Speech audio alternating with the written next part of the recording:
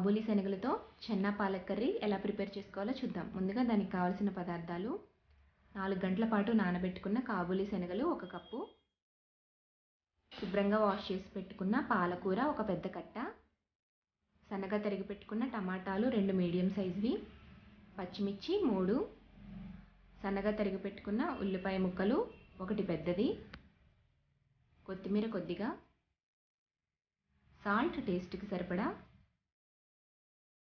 కారం 1 teaspoon, oil 3 table spoons,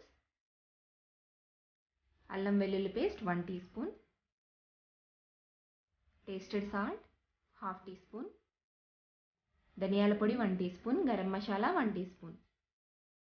ముందుగా మనం పాలకూరని పెద్ద కాడల వరకు కట్ చేసుకుని శుభ్రంగా వాష్ చేసి పెట్టుకోవాలి. ఇప్పుడు ఒక వెడల్పాటి ప్యాన్ పెట్టుకొని అందులో 1 టేబుల్ స్పూన్ ఆయిల్ వేసి 1 టీ స్పూన్ జీలకర్రను యాడ్ చేయాలి. జీలకర్ర వేసిన తర్వాత అందులో కట్ చేసి పెట్టుకోవచ్చు, లేదంటే మనం పేస్ట్ చేసుకుంటున్నాం కాబట్టి అదేవిధంగా ఈ పాలకూరని ఇందులో యాడ్ చేసుకోవచ్చు.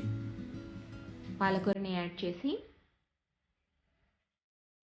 అందులో కొద్దిగా సాల్ట్ని యాడ్ చేసి మూత పెట్టి ఒక 2 మినిట్స్ మగ్గనివ్వాలి. ఈ విధంగా 2 మినిట్స్ మగ్గిన తర్వాత అందులో ఒక 3 పచ్చిమిర్చిని కూడా యాడ్ చేసి మూత పెట్టి మరొక 2 మినిట్స్ మగ్గనివ్వాలి.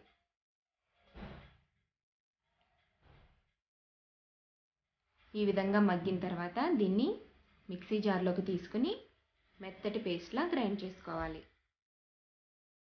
ఈ విధంగా పేస్ట్లా గ్రైండ్ చేసి పక్కన పెట్టుకోవాలి. ఇప్పుడు మనం కాబూలీ శనగల్ని ఉడికించుకుందాం. ఒక కుక్కర్ తీసుకుని అందులో 1 కప్పు నానబెట్టుకున్న కాబూలీ శనగల్ని వేసి అందులో కొద్దిగా వాటర్ని యాడ్ చేసి అలాగే సాల్ట్ 1 టీ స్పూన్ వేసి మూత పెట్టి 2 విజిల్స్ వచ్చేంత వరకు ఉడికించుకోవాలి. బాగా మెత్తగా ఉడికించకూడదు. 2 విజిల్స్ వచ్చేంత వరకు ఉడికించుకుని పక్కన పెట్టుకోవాలి. ఈ విధంగా కాబూలీ శనగల్ని ఉడికించుకుని పక్కన పెట్టుకోవాలి. ఇప్పుడు ఒక ప్యాన్ పెట్టుకొని అందులో 2 టేబుల్ స్పూన్స్ ఆయిల్ వేసి ఆయిల్ బాగా హీట్ అయిన తర్వాత సన్నగా తరిగి పెట్టుకున్న ఉల్లిపాయ ముక్కలను వేసుకోవాలి. ఉల్లిపాయ ముక్కలు లైట్ బ్రౌన్ కలర్ వచ్చేంత వరకు ఫ్రై చేసుకోవాలి. ఆనియన్స్ ముక్కలు బాగా వేగిన తర్వాత అందులో 1 టీ స్పూన్ అల్లం వెల్లుల్లి పేస్ట్ని కూడా యాడ్ చేసి బాగా మిక్స్ చేసుకోవాలి. అల్లం వెల్లుల్లి పేస్ట్ మనకి పచ్చివాసన పోయేంత వరకు ఫ్రై చేసుకున్న తర్వాత అందులో మనం ముందుగా పేస్ట్ చేసి పెట్టుకున్న పాలకూర పేస్ట్ని యాడ్ చేసుకోవాలి.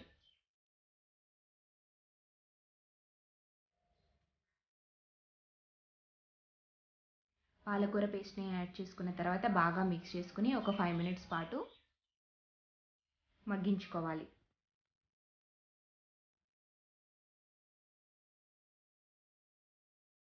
ఫైవ్ మినిట్స్ తర్వాత ఈ విధంగా ఉడుకుతుంది కదా. ఈ విధంగా ఉడికిన తర్వాత ఇప్పుడు మనం అందులో స్పైసెస్ అన్నిటిని యాడ్ చేసుకోవాలి. టేస్ట్కి సరిపడా సాల్ట్ ముందు ఆల్రెడీ కాబూలీ శనగలు ఉడికించేటప్పుడు వేసాము, అలాగే పాలకూరలో కూడా వేసాం కాబట్టి టేస్ట్ చూసుకుని సాల్ట్ వేసుకోవాలి. అలాగే కారం కూడా తగినట్టుగా వేసుకోవాలి. పచ్చిమిర్చి పేస్ట్ చేసి వేసుకున్నాం కదా, కారం కూడా యాడ్ చేసుకుని ఒక 1/2 టీ స్పూన్ పసుపు, అలాగే 1 టీ స్పూన్ ధనియాల పొడి, 1 టీ స్పూన్ గరం మసాలా పొడి కూడా యాడ్ చేసి బాగా వేయించుకోవాలి.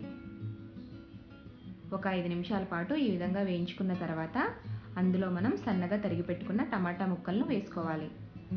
టమాటా ముక్కలు కొద్దిగా తగులుతాయి అనుకుంటే మనం ఆనియన్స్ వేయించిన తర్వాత ఆయిల్లో ఫ్రై చేసుకోవచ్చు, లేదంటే ఇలా కావాలనుకుంటే ఇలా కూడా వేయించుకోవచ్చు. టమాటా ముక్కలు కొద్దిగా సాఫ్ట్ అయిన తర్వాత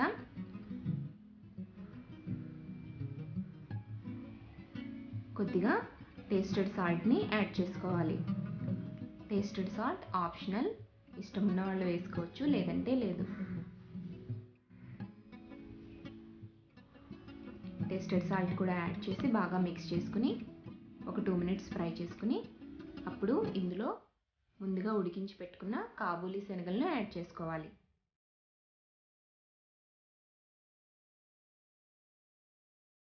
కాబూలీ శనగలు ఉడికించినప్పుడు అందులో వాటర్ ఉంటాయి కదా, ఆ వాటర్ని పడేయకుండా వాటితో సహా మనం ఈ కాబూలీ శనగల్ని యాడ్ చేసుకోవాలి గ్రేవీలో.